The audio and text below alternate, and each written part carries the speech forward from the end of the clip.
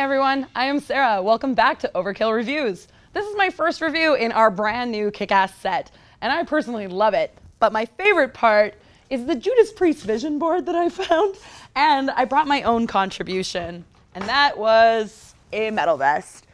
Sewed on all the patches myself and made sure I brought it here because every good metal set needs a metal vest. In my personal life, I've got something coming up on Saturday, September 30th, and it's to celebrate my 30th birthday. That gig is with Black Tower, Possessed Steel, and Freeways at Coalition TO in Toronto. You should come. It's only 10 bucks. Guys, don't forget to subscribe. We've got 2 brand new reviews every Friday. And this week, for my first review on the brand new set, I'm reviewing the second studio album by Belgian speed metal band EVIL INVADERS.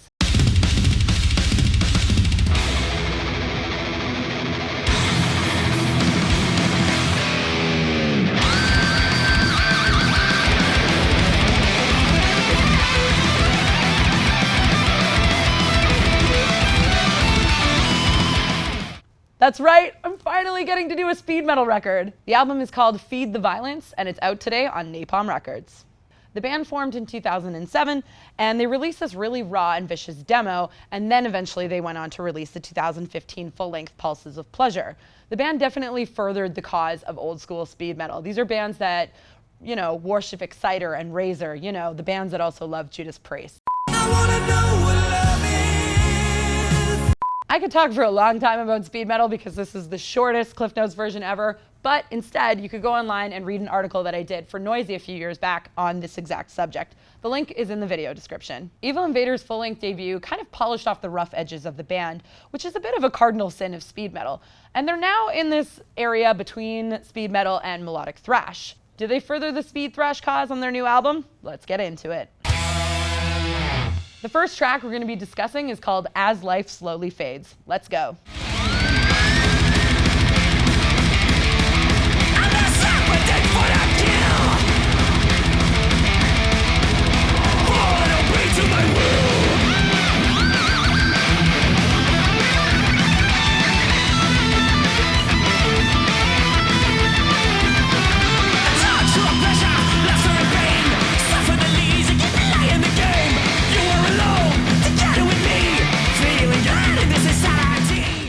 Already, you know what you're getting into. We've got whip-fast guitars, we've got great soloing, we have great drums, and we also have kind of an unusual vocal style that in some parts is really reminiscent of Agent Steel. The song continues in this style for about 4 minutes, and it's fun as hell. There's the vocalist and guitarist Joe, who's delivering, and then there's also the lead guitarist Max, who's just kicking ass. You know that when this guy is playing live, people are literally warming their hands on his soloing.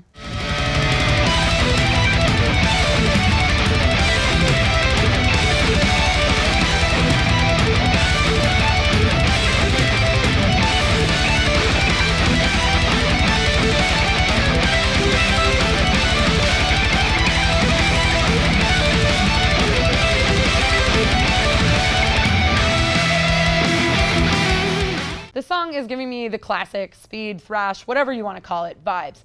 Other bands, especially in the speed metal realm, that are also doing this are acts like Encircle and Finland's own Ranger, who kick ass. This is a style that was really perfected by Judas Priest and Iron Maiden, and it's used very well on this record. Next up, we're discussing the song Broken Dreams in Isolation. I like this track because it demonstrates a little bit more of a juxtaposition within the band. They're doing something slower, and then it gets faster. But first up, we gotta listen to the slow part.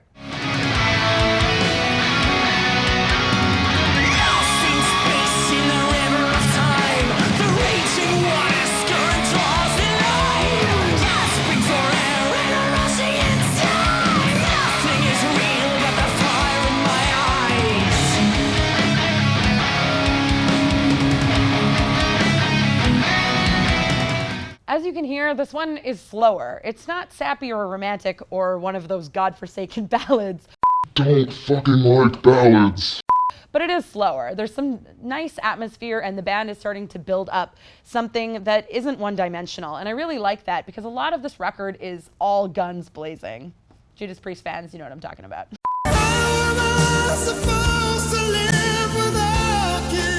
And then the song gets fast, like all guns blazing fast. The dreams in isolation,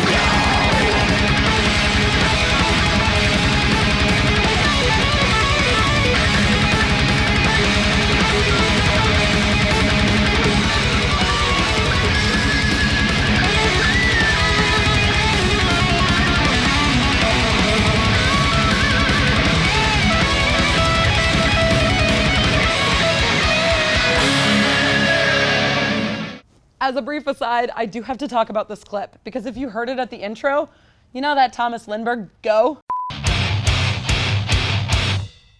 Go! It's right there. Let's listen to it.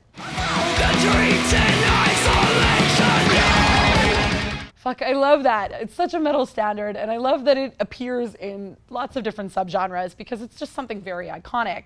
But the better part about this song is that it's oscillating between fast and slow, and it does that for the remainder of the song. And I think lyrically this is important because the song is called Broken Dreams in Isolation, and I'm thinking that musically they're trying to show the juxtaposition between depression and anger. The last track that we're gonna blast is called Among the Depths of Sanity. It is the closing song of the record, and it, like the song before that I just showed you, also features lots of differentiation.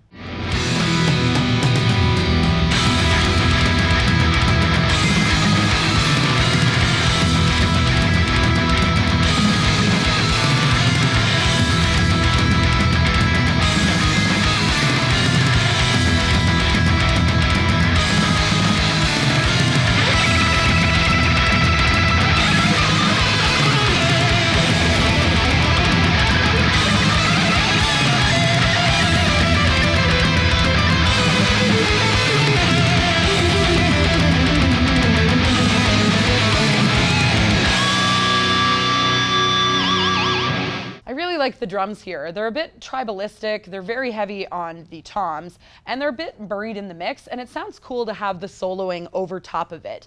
And then the drums get louder, which also works. As for the soloing, this song features a lot of it, and this record features a lot of it. It's a very guitar-heavy album, and so it's really cool to hear a song that not only is showcasing the guitars, but also eventually showcases the vocals like it does at the end of the record.